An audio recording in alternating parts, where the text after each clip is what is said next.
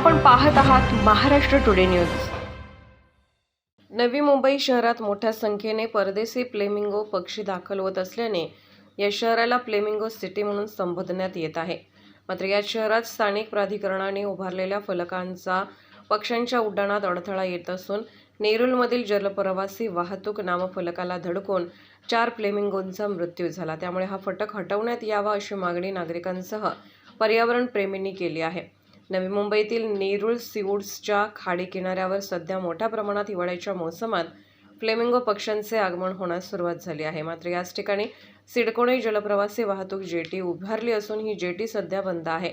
या जेटीजवळ मोठा फलक लावण्यात आला आहे। सूर्योदयाआधी अंधार असल्याने सदर फलक दिसत नसून तो पक्ष्यांच्या उड्डाणात अडथळा ठरत असून संबंधित अधिकाऱ्यांनी लक्ष घालून हा बोर्ड हटवण्यात यावा अशी मागणी नवी मुंबई एन्व्हायरमेंट NGOचे पर्यावरण तज्ज्ञ सुनील अग्रवाल यांनी केली असून नवी मुंबई शहराला फ्लेमिंगो सिटी म्हटलं जातं, मात्र दुसरीकडे अशा घटना घडतात ही चिंताजनक बाब आहे। नवी मुंबई एन्व्हायरमेंट NGOचे पर्यावरण तज्ज्ञ।